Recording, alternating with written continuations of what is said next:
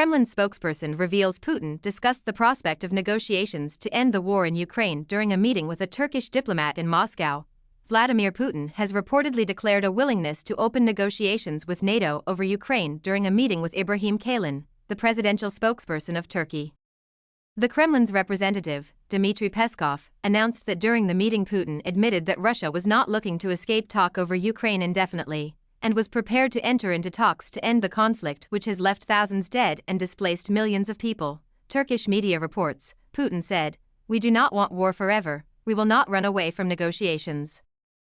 Putin's main demand is that the negotiations be conducted with the USA and the West, especially with Germany, according to Hurriyet, Putin said. However, the West must also take into account our conditions. It comes as Chinese leader Xi Jinping called Thursday for peace talks over Ukraine after French President Emmanuel Macron appealed to him to bring Russia to its senses, but Xi gave no indication Beijing would use its leverage as Vladimir Putin's diplomatic partner to press for a settlement. Xi gave no sign China, which declared it had a no-limits friendship with Moscow before last year's attack, had changed its stance since calling for peace talks in February. But he added his personal authority by repeating the appeal at a joint event with Macron in front of reporters.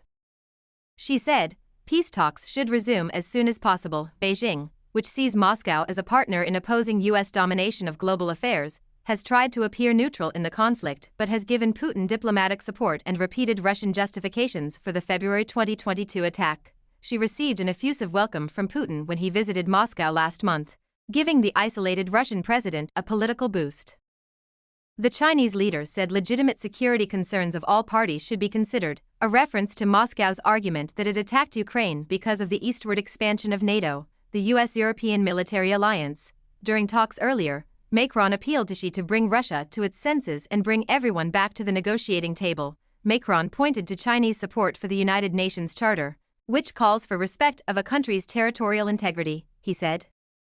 Putin's announcement of plans to deploy nuclear weapons in Belarus violated international agreements and commitments to Xi's government, the French president said. We need to find a lasting peace. I believe that this is also an important issue for China.